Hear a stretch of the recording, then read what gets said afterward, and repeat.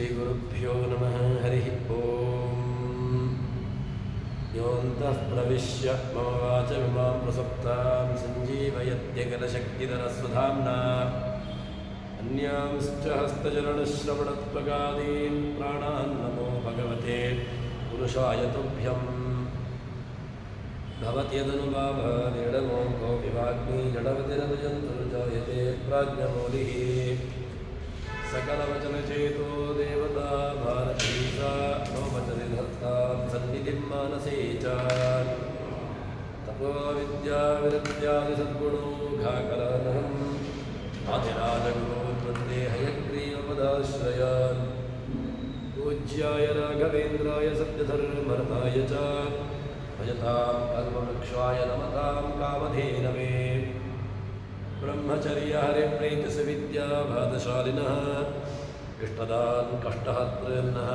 विद्यामान्यान् नमः श्रीगुरुभ्यो नमः।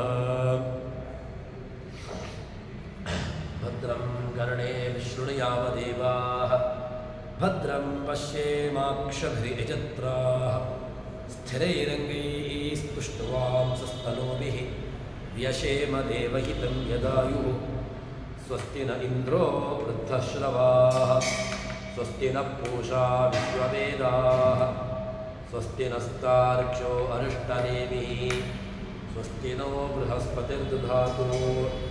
श्रीगुरुभ्यो नमः हरिः ओम्। ಭಗವಂತನ ವಿಶ್ವರೂಪ, ತೈಜಸರೂಪ, ಪ್ರಾಜ್ಞರೂಪ ಈ ಮೂರು ರೂಪಗಳ ವಿವರಣೆ, ಅದೇ ರೀತಿಯಾಗಿ ಅದು ಯಾವ ಯಾವ ಸ್ಥಿತಿಯನ್ನು ದೇಹದಲ್ಲಿದ್ದುಕೊಂಡು ಜೀವನ ಯಾವ ಯಾವ ಸ್ಥಿತಿಯನ್ನು ನಿಯಮನೆ ಮಾಡ್ತದೆ ಎಂಬುದಾಗಿ ನಾವು ನೋಡಿದೆವು. ತದನಂತರದಲ್ಲಿ ಮುಂದೆ ಉಪನಿಷತ್ತು ಹೇಳ್ತದೆ, ಅದಕ್ಕೆ ಆ ಹಿಂದೆ ಹೇಳಿರತಕ್ಕಂತಹ ವಿಷಯಕ್ಕೆ ಪ್ರಮಾಣವನ್ನು ಹೇಳ್ತದೆ. ಬಹಿಪ್ರಜ್ಞ ವಿಭುರ್ವಿಶ್ವ ಅಂತಃಪ್ರಜ್ಞಸ್ತು ತೈಜಸಃ ಘನಪ್ರಜ್ಞಸ್ತಥಾ ಪ್ರಾಜ್ಞ ಏಕ ಏವ ತ್ರಿಧಾಸ್ಮೃತಃ ಅಂತ ಹೇಳಿಕೊಂಡು ಆ ಹಿಂದಿನ ವಿಷಯಗಳಿಗೆ ಪ್ರಮಾಣವನ್ನು ಅದು ತಿಳಿಸಿಕೊಡ್ತದೆ. ಎಲ್ಲಿರ್ತಕ್ಕಂತಹ ಮಂತ್ರಗಳು ಹಿಂದೆ ಉಪನಿಷತ್ತು, ಅದಕ್ಕೆ ಉಪನಿಷತ್ತೇ ಪ್ರಾಜ್ಞರೂಪಿ, ವಿಶ್ವರೂಪಿ, ತೇಜಸ್ಸರೂಪಿ, ಪ್ರಾಜ್ಞರೂಪಿಯಾಗಿರ್ತಕ್ಕಂತಹ ಭಗವಂತನ ನಿಯಮನೆ ಎಲ್ಲೆಲ್ಲಿದೆ ಎಂಬುದನ್ನು ಅದು ನಮಗೆ ಕೊಟ್ಟಿತ್ತು. ಈಗ ಅದೇ ವಿಷಯವನ್ನು ಮತ್ತೆ ಪುನಃ ಉಪನಿಷತ್ತು ಹೇಳ್ತದೆ. ಏನಿದು, ಯಾವ ಕಾರಣಕ್ಕೋಸ್ಕರವಾಗಿ ಅದೇ ಇದನ್ನು ಮಂತ್ರವನ್ನು ಮತ್ತೆ ಮತ್ತೆ ಪುನಃ ಹೇಳ್ತಾ ಇದ್ದಾರೆ ಅಂತ ಕೇಳಿದ್ರೆ, ಇದಕ್ಕೆ ಈ ಪ್ರಮೇಯಗಳ ವಿಚಾರ ಏನಿತ್ತು ಹಿಂದೆ ಹೇಳಿದ್ದು, ಅದು ಬ್ರಹ್ಮದೃಷ್ಟವಾಗಿರತಕ್ಕಂತಹ ಮಂತ್ರ. ಇದು ಈಗ ಈ ಬಹಿಪ್ರಜ್ಞ ವಿಭುರ್ವಿಶ್ವ ಅಂತಃಪ್ರಜ್ಞಸ ತೈಜಸ ಅಂತ ಎಂಬಂಥ ಏನು ಮಂತ್ರಗಳಿದೆ, ಇನ್ನು ಮುಂದೆ ಹೇಳತಕ್ಕಂಥ ಒಂದಷ್ಟು ಮಂತ್ರಗಳು ಏನಿದೆ, ಅದು ಬ್ರಹ್ಮದಿಂದಾಗಿ ಚತುರ್ಮುಖ ಬ್ರಹ್ಮದೇವರು ಅವರು ಕಂಡುಕೊಂಡಿರತಕ್ಕಂತಹ ಮಂತ್ರಗಳು. ಅದನ್ನು ಈಗ ಇಲ್ಲಿ ವಿವರಣೆ ಮಾಡ್ತಾರೆ. ಏನು ಅರ್ಥ ಅಂತ ಕೇಳಿದ್ರೆ, ಬಹಿರ್ಪ್ರಜ್ಞ ವಿಭುರ್ವಿಶ್ವ ಅಂತಃಪ್ರಜ್ಞ ಸುತೈಜಸಃ, ಸರ್ವಶಕ್ತನಾಗಿರ್ತಕ್ಕಂತಹ ಆ ವಿಶ್ವನ ಎಂಬಂತಹ ರೂಪ ಏನಿದೆ, ಅದು ಬಾಹ್ಯ ಪದಾರ್ಥಗಳನ್ನು ನಮಗೆ ತಿಳಿಯುವಂತೆ ಮಾಡ್ತದೆ. ಅಂದರೆ ಬಹಿಪ್ರಜ್ಞ, ನಮ್ಮ ಪ್ರಜ್ಞೆಯನ್ನು, ನಮ್ಮ ವಿಷಯವನ್ನು, ನಮ್ಮ ಮನಸ್ಸನ್ನು ಅದು ಎಲ್ಲಿಡುವಂತೆ ಮಾಡ್ತದೆ ಅಂತ ಕೇಳಿದ್ರೆ, ಬಹಿಪ್ರಜ್ಞ ಬಾಹ್ಯವಾಗಿರತಕ್ಕಂತಹ ವಿಷಯದಲ್ಲಿ, ಬಾಹ್ಯ ಪ್ರಪಂಚದಲ್ಲಿ ಅದು ಅಂದರೆ ಏನರ್ಥ, ಜಾಗೃತ ಅವಸ್ಥೆ ನಿಯಾಮಕ, ಜಾಗೃತ ಅವಸ್ಥೆಯನ್ನು ನಿಯಮನೆ ಮಾಡತಕ್ಕಂತಹದ್ದು ಎಂಬ ಅರ್ಥವನ್ನು ಕೊಡುವಂತಹ ಶಬ್ದ ಇಲ್ಲಿ ಬಹಿಪ್ರಜ್ಞ ಅಂತ ಅರ್ಥವನ್ನು ಹೇಳ್ತದೆ. ಇನ್ನು ಅಂತಃಪ್ರಜ್ಞಸ್ತು ತೈಜಸಃ, ತೈಜಸರೂಪಿಯಾಗಿರ್ತಕ್ಕಂತಹ ಏನು ಭಗವಂತ ಅವನು ಏನು ಮಾಡ್ತಾನೆ ಅಂತ ಕೇಳಿದರೆ ಅಂತಃಪ್ರಜ್ಞ ವಾಸನಾಮಯ ಒಳಗಿರತಕ್ಕಂತಹ ವಾಸನಾಮಯವಾಗಿರತಕ್ಕಂತಹ ಸ್ವಪ್ನ ಪದಾರ್ಥ ಹೊರಗಿನ ವಿಷಯದಲ್ಲಿದ್ದಾಗ ನಮಗೆ ಯಾವುದರ ಅರಿವು ಬಂದಿತ್ತು, ಯಾವುದರ ಜ್ಞಾನ ಬಂದಿತ್ತು ನಮಗೆ, ಅದನ್ನು ತಿಳಿಸುವಂತೆ ಮಾಡ್ತಾನೆ, ಅದರ ಬಗ್ಗೆ ನಮಗೆ ಜ್ಞಾನ ಬರುವಂತೆ ಮಾಡುತ್ತಾನೆ. ತೈಜಸ್ವರೂಪಿಯಾಗಿರತಕ್ಕಂತಹ ಭಗವಂತ ವಾಸನಾಮಯ. ಅವನು ಇದನ್ನು ಯಾಕೆ ವಾಸನಾ ಅಂತ ಎಂಬುದಾಗಿ ಹೇಳ್ತಾರೆ ಅಂತ ಕೇಳಿದ್ರೆ, ತೈಜಸ್ವರೂಪಿಯಾಗಿರತಕ್ಕಂತಹ ಭಗವಂತನ ನಮಗೆ ವ್ಯವಸ್ಥೆ ಇರುವಂತಹದ್ದು, ಅವನ ಅನುಗ್ರಹ ಇರುವಂತಹದ್ದು ಎಲ್ಲಿ ಅಂತ ಕೇಳಿದ್ರೆ ಅದು ಸ್ವಪ್ನ ಪದಾರ್ಥದಲ್ಲಿ. ಸ್ವಪ್ನ ಪದಾರ್ಥಗಳು ಸ್ವಪ್ನ ಬೀಳುವುದು ಎಲ್ಲಿಂದ ಅಂತ ಕೇಳಿದ್ರೆ ಭಗವಂತ ಕಂಠಗತವಾಗಿ ಕಂಠದೇಶದಲ್ಲಿದ್ದಾಗ ವಿಶ್ವನಾಮಕನಾಗಿರ್ತಕ್ಕಂತಹ ಭಗವಂತ ಜೀವನ ಬಲ ದಕ್ಷಿಣಾಕ್ಷಿಯಲ್ಲಿ ಇದ್ದುಕೊಂಡು ನಮಗೆ ಜ್ಞಾನವನ್ನು ಬರುವಂತೆ ಮಾಡ್ತಾನೆ. ಇನ್ನು ಈ ಕಂಠದೇಶದಲ್ಲಿದ್ದುಕೊಂಡು ಏನು ಮಾಡ್ತಾನೆ ಅಂತ ಕೇಳಿದ್ರೆ ನಮಗೆ ಸ್ವಪ್ನ ಪದಾರ್ಥಗಳ ಜ್ಞಾನ ಬರುವಂತೆ ಮಾಡ್ತಾನೆ. ಅಲ್ಲಿ ಸ್ವಪ್ನ ಬರಬೇಕು ಅಂತಾದರೂ ಕೂಡ ಆ ಸ್ವಪ್ನಕ್ಕೆ ಕಾರಣಗಳು ಬೇಕು. ಸ್ವಪ್ನ ಸುಮ್ಮನೆ ಬರಲಿಕ್ಕೆ ಸಾಧ್ಯ ಇಲ್ಲ. ಸ್ವಪ್ನ ಬೀಳಬೇಕು ಅಂತಾದರೂ ಕೂಡ ಅಥವಾ ಸ್ವಪ್ನ ಪದಾರ್ಥಗಳು ಕಾಣಬೇಕು ಅಂತಾದರೂ ಕೂಡ ಅದಕ್ಕೆ ಕಾರಣ ಏನು ಅಂತ ಕೇಳಿದ್ರೆ ವಾಸನಾಮಯ. ಒಳಗೆ ವಾಸನ ಅಂತ ನಾವು ದ್ವೈತಿಗಳು ಒಪ್ಪಿಕೊಂಡಿರ್ತಕ್ಕಂತಹದ್ದು. ಈ ವಾಸನ ಎಂಬಂತಹ ಪದಾರ್ಥದಿಂದಾಗಿ ವಾಸನ ಅಂತ ಹೇಳಿದರೆ ಅದು ಸೂಕ್ಷ್ಮವಾಗಿರ್ತಕ್ಕಂತಹದ್ದು. ನಾವು ಬಹಿರವಸ್ಥೆಯಲ್ಲಿದ್ದಾಗ ಏನೇನೋ ಪದಾರ್ಥಗಳನ್ನು ನೋಡಿರ್ತೇವೆ. ಆನೆ, ಕುದುರೆ ಅಥವಾ ಇತ್ಯಾದಿ ಬೇರೆ ಬೇರೆ ಜೀವಿಗಳನ್ನು ನೋಡಿರ್ತೇವೆ, ಬೇರೆ ಬೇರೆ ಪ್ರಾಣಿಗಳನ್ನು ನೋಡಿರ್ತೇವೆ. ಅದು ಸ್ವಪ್ನದಲ್ಲಿಯೂ ಕೂಡ ನಾವು ಈ ರೀತಿಯಾಗಿರ್ತಕ್ಕಂತಹ ಪ್ರಾಣಿಗಳನ್ನು ನೋಡ್ತೇವೆ. ಸ್ವಪ್ನದಲ್ಲಿ ಆನೆ ಕಾಣ್ತದೆ, ಕುದುರೆ ಕಾಣ್ತದೆ, ಏನೇನೋ ಪ್ರಾಣಿಗಳು ಕಾಣ್ತವೆ. ಕಂಡದ್ದು ಹೇಗೆ ಅಂತ ಕೇಳಿದ್ರೆ ಅದು ಹೊರಗೆ ಇದ್ದಾಗ ಕಂಡಿರತಕ್ಕಂತಹ ಪದಾರ್ಥಗಳನ್ನು ಮನಸ್ಸಿನ ಒಳಗೆ ಆ ಸಂಸ್ಕಾರ ವಾಸನ ಎಂಬಂತಹ ಸಂಸ್ಕಾರದಿಂದಾಗಿ ಅದು ಪರಿಣತವಾಗಿ ಅಲ್ಲಿ ನಮಗೆ ಈ ವಾಸನ ಎಂಬಂತಹ ಒಂದು ವಿಶೇಷದಿಂದಾಗಿ ಅದು ಕಾಣುವಂತಹದ್ದು. ತದನಂತರದಲ್ಲಿ ಈ ಪ್ರಾಜ್ಞ ಅವನು ಪ್ರಾಜ್ಞನ ವ್ಯವಸ್ಥೆಯಲ್ಲಿ ಹೇಳ್ತಾರೆ, ಅಜ್ಞಾನಾವೃತನಾಗಿರ್ತಕ್ಕಂತಹ ಜೀವನಿಗೆ ಮೂರರ ಜ್ಞಾನ ಬರ್ತದೆ ಅಂತ ಹಿಂದೆ ಹೇಳಿದ್ವಿ ನಾವು. ಯಾವುದು ಮೂರರ ಜ್ಞಾನ? ಸ್ವರೂಪ, ಅಜ್ಞಾನ, ಕಾಲ. ಮೂರರದ್ದು ಕೂಡ ಜ್ಞಾನ ಉಂಟಾ? ಹೋಯ್ತು. ನಾನು ಮೊನ್ನೆ ಇದೇ ವಿಷಯವನ್ನು ಹೇಳುವಾಗ ಏನು ಜೀವನಿಗೆ ಪ್ರಾಜ್ಞರೂಪಿಯಾಗಿರ್ತಕ್ಕಂತಹ ಭಗವಂತನ ಅನುಗ್ರಹ ಎಲ್ಲಿಯ ತನಕ ಇರ್ತದೆ ಅಂತ ಕೇಳಿದರೆ ಅದಕ್ಕೆ ಉಪನಿಷತ್ತು ಕೊಟ್ಟಿರತಕ್ಕಂತಹ ಉತ್ತರ ಪೂರ್ಣವಾಗಿ ಅಜ್ಞಾನವನ್ನು ಕೊಡೋದಿಲ್ಲ. ಪೂರ್ಣವಾಗಿರತಕ್ಕಂತಹ ಅಜ್ಞಾನವನ್ನು ಕೊಡದೆ ಮತ್ತೆ ಏನು ಮಾಡ್ತಾನೆ? ಅಜ್ಞಾನ ಎಲ್ಲಿಯ ತನಕ ತನ್ನ ಸ್ವರೂಪದ ಜ್ಞಾನ ಇರ್ತದೆ. ನಾನು ಎದ್ದ ಮೇಲೆ ಜ್ಞಾನ ಉಂಟಲ್ವ, ನಾನು ಅಂತ ನಿಜವಾಗಿ ಮಲಗಿದ್ರೆ ಪೂರ್ಣವಾಗಿ ಅವನು ಇದು ಮಲಗಿದ್ರೆ ಅವನಿಗೆ ನಾನು ಎಂಬಂತಹ ಜ್ಞಾನವೂ ಇರಬಾರ್ದಿತ್ತು. ಆದರೆ ನಾನು ಎಂಬಂತಹ ಜ್ಞಾನ ಉಂಟಲ್ವ ಇದ್ದ ಮೇಲೆ ನಾನು ಇಷ್ಟು ಹೊತ್ತುಗಳ ಕಾಲ ಈ ಸ್ಥಳದಲ್ಲಿ ಚೆನ್ನಾಗಿ ಮಲಗಿದ್ದೆ. ಹೇಗೆ ಬಂತು ಇದು? ಯಾವುದು ಅಲ್ಲಿ ಕೆಲಸ ಮಾಡಲಿಲ್ಲ. ನಿಜವಾಗಿ ಮಲಗಿದ್ದ. ಅದೇ ರೀತಿಯಾಗಿ ಹೊರಗಿನ ಬಾಹ್ಯವಾಗಿರ್ತಕ್ಕಂತಹ ಇಂದ್ರಿಯಗಳು ಕೂಡ ಕೆಲಸ ಮಾಡ್ತಾ ಇಲ್ಲ. ಯಾವ ಇಂದ್ರಿಯಗಳು ಕೂಡ ಕೆಲಸ ಮಾಡದೆ ನಾನು ಇಷ್ಟು ಹೊತ್ತುಗಳ ಕಾಲ ಇಲ್ಲಿ ಚೆನ್ನಾಗಿ ಮಲಗಿದ್ದೆ. ಹೇಗೆ ಬಂತು ಈ ಜ್ಞಾನ? ಬರಲಿಕ್ಕೆ ಕಾರಣ ಏನು ಅಂತ ಕೇಳಿದರೆ ಈ ಪ್ರಾಜ್ಞರೂಪಿಯಾಗಿರ್ತಕ್ಕಂತಹ ಭಗವಂತನ ವ್ಯವಸ್ಥೆ. ಏನು ವ್ಯವಸ್ಥೆ? ಅವನಿಗೆ ಜೀವನಿಗೆ ಸ್ವರೂಪಜ್ಞಾನ, ಅಜ್ಞಾನ, ಅದೇ ರೀತಿಯಾಗಿ ಅವನ ಕಾಲ, ಇಷ್ಟು ಹೊತ್ತು ಅಂತ ಈ ಕಾಲಗಳ ಜ್ಞಾನವನ್ನು ಅವನಿಗೆ ಇರಿಸಿದ್ದಲ್ವ. ಆ ಜ್ಞಾನ ಇದ್ದದ್ರಿಂದಾಗಿ ಅವನೇನು ಮಾಡಿದ? ಎಲ್ಲ ರೀತಿಯಾಗಿರ್ತಕ್ಕಂತಹದ್ದನ್ನು ಹೇಳಿದ.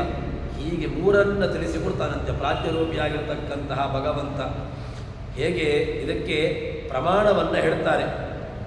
ಏನು ಇದು? ಪ್ರಮಾಣಸ್ಯ ಪ್ರಮಾಣಂಚ ಬಲವದ್ ವಿದ್ಯತೆ ಮುನೇ ಬ್ರಹ್ಮದೃಷ್ಟೋ ಯಥೋ ಮಂತ್ರಾನ್ ಪ್ರಮಾಣಂ ಸಲಿಲೇಶ್ವರ ಅತ್ರ ಶ್ಲೋಕ ಭವಂತಿ ಚಕಾರ ಇವ ಪೃಥಕ್ ಪೃಥಕ್. ಇದು ವರುಣದೃಷ್ಟ.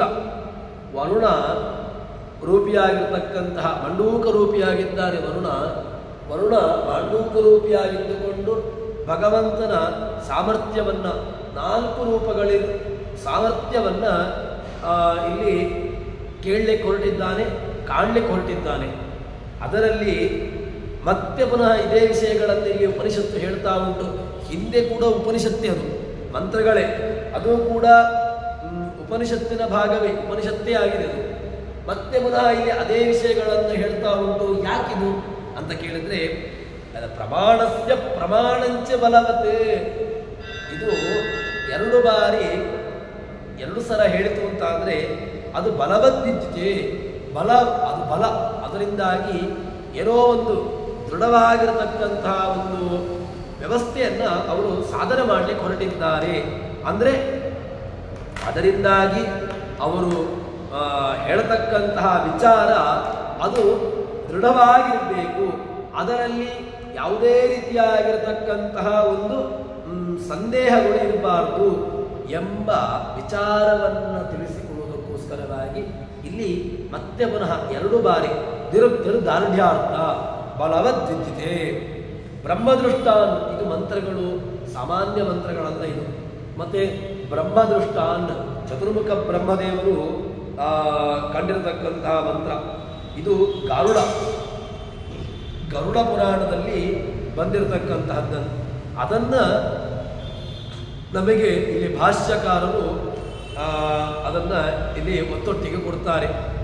ಉಪನಿಷತ್ತಿನಲ್ಲಿ ಏನು ವಿಚಾರಗಳು ಹೇಳಿದೆ, ಆ ಉಪನಿಷತ್ ವಿಚಾರಗಳು ಅದು ಸಾಮಾನ್ಯ ಅಲ್ಲ, ಅದು ಪುರಾಣದಿಂದಾಗಿ ಗ್ರಥಿತವಾಗಿದೆ, ಪುರಾಣ ಗ್ರಥಿತವಾಗಿರತಕ್ಕಂತಹದ್ದು ಎಂಬ ಅಂಶವನ್ನು ಇಲ್ಲಿ ಹೇಳಿ ಹೊರಟಿದ್ದಾರೆ. ಇಲ್ಲದಿದ್ದರೆ ಸಾಮಾನ್ಯವಾಗಿ ಯಾವ ಕಾರಣಕ್ಕೋಸ್ಕರವಾಗಿ ಅದನ್ನು ಮತ್ತೆ ಮತ್ತೆ ಹೇಳಬೇಕು? ಅದಕ್ಕೆ ಇದು ಸಾಮಾನ್ಯ ಅಲ್ಲ. ಈ ವಿಚಾರ ಇದು ಅಸಾಮಾನ್ಯವಾಗಿರತಕ್ಕಂತಹ ವಿಚಾರ ಎಂಬುದನ್ನು ನಿರ್ಣಯ ಮಾಡುವುದಕ್ಕೋಸ್ಕರವಾಗಿ ಇಲ್ಲಿ ಹೇಳಿದ್ದಾರೆ. ಅತ್ರ ಶ್ಲೋಕಾಭವಂತಿ. ಆ ಹಿಂದೆ ಹೇಳಿರತಕ್ಕಂತಹ ವಿಚಾರಗಳಿಗೆ, ಪ್ರಮೇಯಗಳಿಗೆ ಅದಕ್ಕೆ ಬೇಕಾಗಿರತಕ್ಕಂತಹ ಪ್ರಮಾಣಗಳಿದೆ, ಸಾಮಾನ್ಯ ಅಲ್ಲ. ಪ್ರಮಾಣ ಇದು ಪ್ರಾಮಾಣಿಕವಾಗಿರತಕ್ಕಂತಹದ್ದು ಎಂಬುದನ್ನು ಇಲ್ಲಿ ಹೇಳ್ತಾರೆ. ಇನ್ನು ಮುಂದೆ ಹೇಳ್ತಾರೆ, ದಕ್ಷಿಣಾಕ್ಷಿ ಮುಖೇ ವಿಶ್ವೋ ಮನಸ್ಯಂತಸ್ತು ಸೈಜಸಃ ಆಕಾಶೇ ಚ ಹೃದಿ ಪ್ರಾಜ್ಞ ಸ್ತ್ರಿದಾ ದೇಹೇ ವ್ಯವಸ್ಥಿತಃ. ಎಲ್ಲಿರ್ತಾನೆ? ವಿಶ್ವ ಎಲ್ಲಿರ್ತಾನೆ? ತೈಜಸ ಎಲ್ಲಿರ್ತಾನೆ? ಪ್ರಾಜ್ಞೆ ಎಲ್ಲಿರ್ತಾನೆ? ಇವರೆಲ್ಲರಿಗೂ ಕೂಡ ಜಾಗ ಬೇಕು. ಇವರೆಲ್ಲರೂ ಕೂಡ ಇರತಕ್ಕಂತಹ ಸ್ಥಾನ ಅದು ಎಲ್ಲಿ? ಅವರೆಲ್ಲರೂ ಕೂಡ ಇರತಕ್ಕಂತಹ ಅವರಿಗೆ ಸ್ಥಾನದ ಕಲ್ಪನೆಯಲ್ಲಿ ಅಂತ ಕೇಳಿದರೆ ಅದಕ್ಕೆ ಉತ್ತರವನ್ನು ಉಪನಿಷತ್ತು ಕೊಡುತ್ತದೆ. ದಕ್ಷಿಣಾಕ್ಷಿ ಮುಖೇ ವಿಶ್ವ ಎಂಬಂತಹ ರೂಪ, ಭಗವಂತನ ವಿಶ್ವರೂಪ ಅದು ಎಲ್ಲಿರ್ತದೆ ಅಂತ ಕೇಳಿದರೆ ದಕ್ಷಿಣ ಅಕ್ಷಿ, ಜೀವನ ಬಲಗಣ್ಣಿನಲ್ಲಿರ್ತದೆ ಅಂತ ಹೇಳ್ತಾರೆ. ಜೀವನ ಬಲಗಣ್ಣಿನಲ್ಲಿದ್ದುಕೊಂಡು ಆ ಬಲಗಣ್ಣಿನಲ್ಲಿ ಬಾಹ್ಯವಾಗಿರತಕ್ಕಂತಹ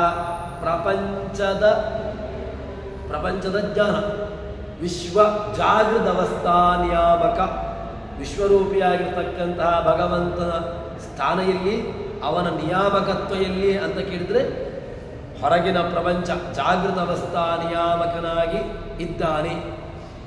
ಇಂತಹ ಆ ಜಾಗೃತವಸ್ಥಾ ನಿಯಾಮಕನಾಗಿರ್ತಕ್ಕಂತಹ ವಿಶ್ವ ಎಂಬಂತಹ ಭಗವಂತ ಬಲಗಣ್ಣಿನ ಅಗ್ರಭಾಗದಲ್ಲಿ, ಬಲಗಣ್ಣಿನ ತುದಿಯಲ್ಲಿ ಅವನಿರ್ತಾನಂತೆ. ದಕ್ಷಿಣ ಅಕ್ಷಿಮುಖೇ ವಿಶ್ವ ಮನಸ್ಯಂತಸ್ತು ತೈಜಸ, ಮನಸ್ಸಿನ ಒಳಗೆ ಅವನ ಜಾಗೆಯಲ್ಲಿ ಅಂತಃಪ್ರಜ್ಞಸ್ತು ತೈಜಸ ಅಂತ ಹೇಳಿದ್ದಾರೆ. ಅಂತಃಪ್ರಜ್ಞಸ್ತು ಎಲ್ಲಿಂದ? ಒಳಗಿನ ಜ್ಞಾನ ಬರಬೇಕು ಅಂತಾದರೆ ಈ ವಿಶ್ವ ತೈಜಸರೂಪಿಯಾಗಿರ್ತಕ್ಕಂತಹ ಭಗವಂತನ ಅನುಗ್ರಹ ಬೇಕು. ಈ ಅನುಗ್ರಹ ತೈಜಸರೂಪಿಯಾಗಿರ್ತಕ್ಕಂತಹ ಭಗವಂತ ನಮಗೆ ಅನುಗ್ರಹವನ್ನು ಮಾಡಿದ ಅಂತಾದರೆ ಆವಾಗ ಈ ತೈಜಸರೂಪಿಯಾಗಿರ್ತಕ್ಕಂತಹ ಭಗವಂತ ನಮ್ಮನ್ನು ಏನು ಮಾಡ್ತಾನೆ ಅಂತ ಕೇಳಿದರೆ ವಾಸನಾಮಯವಾಗಿ ನಮ್ಮಲ್ಲಿರತಕ್ಕಂತಹ ಜ್ಞಾನ ಏನಿದೆ, ಆ ಹೊರಗಿನ ಬಾಹ್ಯ ಪ್ರಪಂಚದಲ್ಲಿ ಬಂದಿರತಕ್ಕಂತಹ ಜ್ಞಾನ ಏನಿದೆ ಅದನ್ನು ವಾಸನಾರೂಪವಾಗಿ ಅದನ್ನು ವ್ಯವಸ್ಥೆ ಮಾಡಿ ತಾನು ಅದನ್ನು ಜಗತ್ತಿಗೆ ಜೀವನಿಗೆ ಬರುವಂತೆ ಮಾಡ್ತಾನೆ. ಇಲ್ಲದಿದ್ದರೆ ಅವನ ಜೀವನಿಗೆ ಸ್ವಪ್ನಾದಿಗಳೇ ಇಲ್ಲ ಅಂತಾಗಿದೆ. ಸ್ವಪ್ನ ಬರಬೇಕು ಅಂತಾದರೆ ತೈಜಸರೂಪಿಯಾಗಿರ್ತಕ್ಕಂಥ ಭಗವಂತನ ಸ್ಥಾನ ಎಲ್ಲಿ? ಕಂಠ. ಅವನು ಕಂಠದಲ್ಲಿದ್ದುಕೊಂಡು ಹೇಳ್ತಾನೆ, ಕಂಠದಲ್ಲಿರ್ತಾನೆ ಅಂತ. ಮತ್ತೆ ಆಕಾಶೇ ಚ ಹೃದಿ ಪ್ರಾಜ್ಞ, ಇನ್ನು ಪ್ರಾಜ್ಞದಲ್ಲಿರ್ತಾನೆ ಅಂತ ಕೇಳಿದರೆ ಆಕಾಶೇ ಚ ಹೃದಿ, ಅವನು ಆಕಾಶ. ಎಲ್ಲಿ ಆಕಾಶ? ಹೃದಯಾಕಾಶ. ಹೃದಯ ಆಕಾಶದಲ್ಲಿ ಯಾರ ಅನುಗ್ರಹ? ಹೃದಯಾಕಾಶದಲ್ಲಿ ಯಾರಿರ್ತಾರೆ ಅಂತ ಕೇಳಿದರೆ ಅದು ಜೀವನ ಸ್ಥಾನ. ಜೀವ ವ್ಯವಸ್ಥಿತವಾಗಿ ಎಲ್ಲಿರುವಂತಹದ್ದು? ದೇಹದಲ್ಲಿ ಜೀವ ಪರಮಾತ್ಮ ಇಬ್ಬರೂ ಇದ್ದಾರೆ. ಜೀವನೂ ಇರ್ತಾನೆ, ಆದರೆ ಅದರ ಜೊತೆಗೆ ಭಗವಂತನೂ ಇರ್ತಾನೆ. ಇಲ್ಲಿ ದ್ವಾಸೋ ಪರ್ಣ ಸಂಯುಜಾತ ಕಾಯ ಸಮಾನಂ ವೃಕ್ಷಂ ಪರೀಶಶ್ವಜಾತೆ ತಯೋರನ್ಯಸ್ವಾದು ಪಿಪ್ಪಾಲಂ ಮತ್ತೆ ಅನಷ್ಟನ್ನನ್ಯೋ ಅಭಿಚಾಕಶೀತಿ. ದ್ವೌ ಸುಪರ್ಣವು, ಎರಡು ಹಕ್ಕಿಗಳು. ಎರಡು ಹಕ್ಕಿಗಳಿಗೆ ಅದು ಜಾಗೆಯಲ್ಲಿ ಈ ದೇಹ ಎಂಬಂತಹ ವ್ಯವಸ್ಥೆಯಲ್ಲಿರ್ತಾರೆ. ದೇಹ ಎಂಬಂಥ ವ್ಯವಸ್ಥೆಯಲ್ಲಿ ಹೇಗಿದ್ದಾರೆ? ಸಯುಜ ಸಖಾಯ, ಇಬ್ಬರೂ ಕೂಡ ಗೆಳೆಯರು. ಜೀವನನ್ನು ಬಿಟ್ಟು ಪರಮಾತ್ಮನಿಲ್ಲ, ಪರಮಾತ್ಮನನ್ನು ಬಿಟ್ಟು ಜೀವ ಇಲ್ಲ. ಇಬ್ಬರೂ ಕೂಡ ಜೊತೆಗೇನೆ ಇರ್ತಾರೆ. ಜೊತೆಗಿದ್ದದ್ರಿಂದಾಗಿ ಏನು ಮಾಡ್ತಾರೆ ಅಂತ ಕೇಳಿದ್ರೆ ಸಯುಜ ಸಖಾಯ ಸಮಾನಂ ವೃಕ್ಷಂ, ಒಂದೇ ವೃಕ್ಷದಲ್ಲಿದ್ದಾರೆ ಇಬ್ಬರೂ ಕೂಡ. ಅದರಲ್ಲಿ ಒಬ್ಬನು ಎಲ್ಲವನ್ನೂ ತಿಂತಾನೆ. ಸ್ವಾದು ಹತ್ತಿ ಚೆನ್ನಾಗಿ ತಿಂತಾನೆ. ಸ್ವಾದು ಅಸ್ವಾದು, ಅಸ್ವಾದು ಸ್ವಾದು ಮಿತಿ ಮತ್ವಾ ಸ್ವೀಕರೋತಿ. ನಿಜವಾಗಿ ಅದು ಅಸಾಧು, ಅಸ್ವಾದು. ಅಸ್ವಾದು ಆಗಿರತಕ್ಕಂತಹದ್ದು, ಅಸಾಧು ಆಗಿರತಕ್ಕಂತಹದ್ದನ್ನು ತಾನು ಸಾಧು ಎಂಬುದಾಗಿ ಸ್ವೀಕಾರ, ಅದನ್ನು ಯೋಚಿಸಿಕೊಂಡು ತಾನು ಸ್ವೀಕಾರ ಮಾಡ್ತಾನೆ. ಆದ್ದರಿಂದ ಇಲ್ಲಿ ಆಕಾಶೇ ಚರದಿ ಪ್ರಾಜ್ಞ, ಈ ಪ್ರಾಜ್ಞರೂಪಿಯಾಗಿರ್ತಕ್ಕಂತಹ ಭಗವಂತ ಹೃದಯಾಕಾಶದಲ್ಲಿ, ಇಲ್ಲಿ ಯಾರ ಜೊತೆಗೆ? ಜೀವನ ಜೊತೆಗೆ ಇರ್ತಾರಂತೆ. ಹೃದಯ ಪ್ರಾಜ್ಞ ತ್ರಿಧಾದೇಹೇ ವ್ಯವಸ್ಥಿತ. ಹೀಗೆ ಭಗವಂತ ಪ್ರತಿಯೊಬ್ಬರ ದೇಹದಲ್ಲಿಯೂ ಕೂಡ ಅವನ ದೇಹ, ಇವನ ದೇಹ, ನನ್ನ ದೇಹದಲ್ಲಿದ್ದಾನೆ, ನಿನ್ನ ದೇಹದಲ್ಲಿಲ್ಲ, ಇಲ್ಲವೇ ಇಲ್ಲ. ಎಲ್ಲ ದೇಹದಲ್ಲಿಯೂ ಕೂಡ ಭಗವಂತನು ಈ ಒಂದು ವ್ಯವಸ್ಥೆಯಿಂದ ಇದ್ದಾನೆಯೇ. ಮೂರು ರೂಪಗಳಿಂದಂತೂ ಇದ್ದಾನೆ. ಈ ಎಲ್ಲರಿಗೂ ಕೂಡ ಜಾಗೃತ ಅವಸ್ಥೆ ಉಂಟಲ್ವ? ನನಗೆ ಜಾಗೃತ ಅವಸ್ಥೆ ಇಲ್ಲವೇ ಇಲ್ಲ, ಯಾರೂ ಹೇಳುವುದಿಲ್ಲ. ಯಾಕೆ? ಜಾಗೃತ ಅವಸ್ಥೆ ಎಲ್ಲರಿಗೂ ಇರುವಂತಹದ್ದೇ. ಜಾಗೃತ ಅವಸ್ಥಾ ನಿಯಾಮಕನಾಗಿರತಕ್ಕಂಥ ಭಗವಂತ ಅದು ವಿಶ್ವರೂಪ. ಈ ವಿಶ್ವರೂಪದ ಅನುಗ್ರಹ ಇದ್ರೆ ಮಾತ್ರ ಜಾಗೃತವಸ್ಥೆ ಜಾಗೃತ್ವ ಇರುವಂತಹದ್ದು. ಇನ್ನು ಸ್ವಪ್ನಾದಿಗಳು ಮತ್ತೆ ಒಳ್ಳೆಯ ಗಾಢ ನಿದ್ರೆ ಇತ್ಯಾದಿಗಳು ಬರಬೇಕು ಅಂತಾದರೂ ಕೂಡ ತೈಜಸ ಪ್ರಾಜ್ಞರೂಪಿಯಾಗಿರ್ತಕ್ಕಂಥ ಭಗವಂತನ ಅನುಗ್ರಹ ಬೇಕೇ ಬೇಕು. ವಿಶ್ವೋ ಹಿ ಸ್ಥೂಲ ಬುಕ್ ನಿತ್ಯಂ ತೈಜಸ ಪ್ರವಿಮುಕ್ತ ಬುಕ್ ಆನಂದ ಬುಕ್ ಪ್ರಾಜ್ಞಾ ಪ್ರಾಜ್ಞ ಸದಾ ಭೋಗಂ ನಿಬೋಧತ ಹೇಳ್ತಾರೆ. ಅವನು ಆ ಹಿಂದಿನ ಅರ್ಥವನ್ನೇ ಹೇಳ್ತಾನೆ. ಏನು ಅವನು ಜಾಗರಿತ ಸ್ಥಾನ ಬಹಿಪ್ರಜ್ಞ ಸಪ್ತಾಂಗ ಏಕೋನವಿಂಶತಿ ಮುಖ ಸ್ಥೂಲ ಬುಕ್ ವೈಶ್ವಾನರ ಪ್ರಥಮ ಪಾದ. ಇನ್ನು ದ್ವಿತೀಯ ಪಾದದಲ್ಲಿ ಆಗುವಾಗ ಸಪ್ತಾಂಗ ಏಕೋನವಿಂಶತಿ ಮುಖ ಪ್ರವಿವಿಕ್ತ ಬುಕ್, ಅವನು ಪ್ರವಿವಿಕ್ತ ಬುಕ್ ಅಂತ ಎಂಬುದಾಗಿ ಈ ಎಲ್ಲರೂ ಭಗವಂತನ ಆ ರೂಪವನ್ನು ಅಲ್ಲಿ ಹೇಳ್ತಾರೆ. ಅದೇ ರೀತಿಯಾಗಿ ಈ ವಿಶ್ವನಾಮಕನಾಗಿರ್ತಕ್ಕಂತಹ ಭಗವಂತ ಏನು ಮಾಡ್ತಾನೆ? ಸ್ಥೂಲ ಬುಕ್, ಸ್ಥೂಲವಾಗಿರತಕ್ಕಂತಹ ವಸ್ತುಗಳನ್ನು ನಮಗೆ ಅದರ ಭೋಗ ಬರುವಂತೆ ಮಾಡ್ತಾನೆ. ಇನ್ನು ಸ್ಥೂಲ ಬುಕ್ ನಿತ್ಯಂ ತೈಜಸ ಪ್ರವಿಮುಕ್ತ ಬುಕ್, ತೈಜಸ ರೂಪಿಯಾಗಿರ್ತಕ್ಕಂತಹ ಭಗವಂತ ಸ್ವಪ್ನ ವಸ್ತುಗಳನ್ನು ಭೋಗಿಸುವಂತೆ ಮಾಡ್ತಾನೆ, ತಾನೂ ಭೋಗಿಸ್ತಾನಂತೆ. ಆದರೆ ಅದರಿಂದ ಉಂಟಾಗತಕ್ಕಂತಹ ಸುಖ ದುಃಖಾದಿಗಳು ಅವನನ್ನು ಬಾಧಿಸುವುದಿಲ್ಲ. ಸುಖ ದುಃಖಾದಿಗಳು ಬಾಧಿಸಿದರೆ ಆವಾಗ ಅವನನ್ನು ದೇವರು ಅಂತ ಹೇಳಲಿಕ್ಕೆ ಬರುವುದಿಲ್ಲ. ಅದಕ್ಕೋಸ್ಕರವಾಗಿ ಏನು ಅವನು ಅನುಗ್ರಹ ಅಥವಾ ಅದರಿಂದಾಗಿ ಏನು ಅವನು ಅನುಭವಿಸಿದ್ರೂ ಕೂಡ ಅದರಿಂದ ಉಂಟಾಗತಕ್ಕಂಥ ಯಾವ ಲೇಪಗಳು ಕೂಡ ಅವನನ್ನು ಬಾಧಿಸುವುದಿಲ್ಲ. ಇದನ್ನು ನಾವು ಅರ್ಥೈಸಿಕೊಳ್ಳಬೇಕು. ಮತ್ತೆ ಅವನು ಎಂಥವನು ಅಂತ ಕೇಳಿದ್ರೆ ಆನಂದ ಬುಕ್ಕು ತಥಾ ಪ್ರಾಜ್ಞ ಸ್ಥಿತ ಭೋಗಂ ನಿಬೋಧ. ಅವನ ಪ್ರಾಜ್ಞ ವಿಷಯ ಭೋಗವಿಲ್ಲದೇನೆ ಸ್ವರೂಪಾನಂದವನ್ನೇ ಉಣ್ತಾ ಇರ್ತಾನೆ. ಅವನಿಗೆ ತಿನ್ನತಕ್ಕಂತಹ ವ್ಯವಸ್ಥೆ ಏನು ಅಂತ ಕೇಳಿದ್ರೆ ಆನಂದ ಆನಂದ ಆನಂದ, ಆನಂದವನ್ನು ಮಾತ್ರ ತಿಂತಾ ಇರ್ತಾನೆ. ಅನಾನಂದ ವಿರುದ್ಧ, ಅನಾನಂದಗಳನ್ನು ಕಲ್ಪನೆ ಮಾಡಬೇಡಿ. ಆನಂದದ ಅಭಾವ ಇಲ್ಲವೇ ಇಲ್ಲ. ಯಾಕೆ? ಆನಂದ ಎಂಬುದು ಅವನ ಜೊತೆಗೇನೆ ಅದು ಸಹಜವಾಗಿ ಅದು ಇದ್ದು ಬಿಡ್ತದೆ. ಅದಕ್ಕೋಸ್ಕರವಾಗಿ ಅವನಿಗೆ ಯಾವ ಈ ದೋಷಗಳಾಗಲಿ ಅಥವಾ ಇನ್ನಿತರ ದುಃಖಾದಿಗಳಾಗಲಿ ಇಲ್ಲವೇ ಇಲ್ಲ. ಇದನ್ನು ಉಪನಿಷತ್ತು ನಮಗೆ ಅರ್ಥೈಸುವಂತಹದ್ದು. ಆನಂದ ಭಗವತ ಪ್ರಾಜ್ಞ ತದಾ ಭೋಗಂ ನಿಬೋಧ. ಅವನ ವಿಷಯ ರಾಜ್ಯರೂಪಿಯಾಗಿರ್ತಕ್ಕಂತಹ ಭಗವಂತನಿಗೆ ವಿಷಯ ಭೋಗವಿಲ್ಲ, ಸ್ವರೂಪಾನಂದವನ್ನು ಉಳಿಸ್ತಾನೆ. ತಾನೂ ಕೂಡ ಸ್ವರೂಪ ಆನಂದವನ್ನು ಮಾತ್ರ ತಿಂತಾನೆ. ಅನಾನಂದ ಇಲ್ಲವೇ ಇಲ್ಲ. ಹೀಗೆ ಮೂರು ವಿಧವಾಗಿರತಕ್ಕಂತಹ ಭೋಗವನ್ನು ಇಲ್ಲಿ ಉಪನಿಷತ್ಕಾರರು ನಮಗೆ ತಿಳಿಸಿಕೊಡ್ತಾರೆ. ಸ್ಥೂಲಂ ತರ್ಪಯತೆ ವಿಶ್ವಂ ಪ್ರವ್ಯಕ್ತಂ ತೇಜಸಂ ಆನಂದತಾ ಪ್ರಾಜ್ಞಂ ತದಾ ತೃಪ್ತಿಂ ವಿಜಾನಥ. ಇಲ್ಲಿ ಸ್ಥೂಲವಾಗಿರತಕ್ಕಂತಹ ಭೋಗ ಅದು ವಿಶ್ವನಾಮಕನಾಗಿರ್ತಕ್ಕಂತಹ ಭಗವಂತನಿಗೆ ಅದು ತೃಪ್ತಿದಾಯಕ. ಭಗವಂತನಿಗೆ ತೃಪ್ತಿದಾಯಕವಾಗಬೇಕು ಅಂತಾದರೆ ಯಾವುದೋ ಒಂದು ನಿಮಿತ್ತದಿಂದಾಗಿ ಆಗಬೇಕು ಅಂತಿಲ್ಲ. ಆದರೆ ಇವರು ಏನು ಹೇಳ್ತಾರೆ ಅಂತ ಕೇಳಿದ್ರೆ ಸ್ಥೂಲವಾಗಿರತಕ್ಕಂತಹ ಭೋಗ ಸ್ಥೂಲಂ ತರ್ಪಯತೆ ವಿತ್ತಂ ವಿಶ್ವಂ ಪ್ರವ್ಯಕ್ತಂ ತೇಜಸಂ. ಇನ್ನು ಪ್ರವ್ಯಕ್ತ ಭುಕ್ಕು ಅಂತ ತೇಜಸ್ವರೂಪಿಯಾಗಿರ್ತಕ್ಕಂತಹ ಭಗವಂತನ ಹೇಳಿದ್ದು. ಅವನು ಪ್ರವ್ಯಕ್ತ ಭುಕ್ಕು, ಅವನು ತೇಜಸ್ವರೂಪಿಯಾಗಿರ್ತಕ್ಕಂತಹ ಭಗವಂತ, ಅವನು ಖುಷಿಪಡಿಸ್ತಾನಂತೆ. ಇನ್ನು ಸ್ವಾಪ್ನ ಪದಾರ್ಥಗಳು ಅದು ತೇಜಸ. ಇನ್ನು ಆನಂದ ಅದು ಪ್ರಾಜ್ಞನಾಮಕವಾಗಿರತಕ್ಕಂತಹ ಭಗವಂತನನ್ನು ಅದು ತೃಪ್ತಿಗೊಳಿಸದೆ ಎಂಬುದಾಗಿ ಹೀಗೆ ತಥಾ ಪ್ರಾಜ್ಞಂ ತಥಾ ತೃಪ್ತಿಂ ವಿಜಾನಥ. ಮೂರು ವಿಧವಾಗಿರತಕ್ಕಂತಹ ತೃಪ್ತಿ ಇದೆ ಎಂಬುದನ್ನು ತಿಳ್ಕೊಳ್ಳಬೇಕು ಎಂಬುದಾಗಿ ಉಪನಿಷತ್ಕಾರರು ನಮಗೆ ತಿಳಿಸಿಕೊಡ್ತಾರೆ. ತ್ರಿಷು ಧಾಮಸು ಯದ್ ಭೋಜ್ಯಂ ಭೋಕ್ತಾ ಯಶ್ಚ ಪ್ರಕೀರ್ತಿತ ವೇದೈತಮ ಭಯಂ ಎಷ್ಟು ಸಭುಂಜಾನೋ ಲಭ್ಯತೆ. ಇಲ್ಲಿ ಹೇಳ್ತಾರೆ ಏನು ತ್ರಿಶೂಧಾಮಸು ಯದ್ಭೋಜ್ಯಂ, ಕಣ್ಣು, ಮನಸ್ಸು, ಹೃದಯಾಕಾಶ.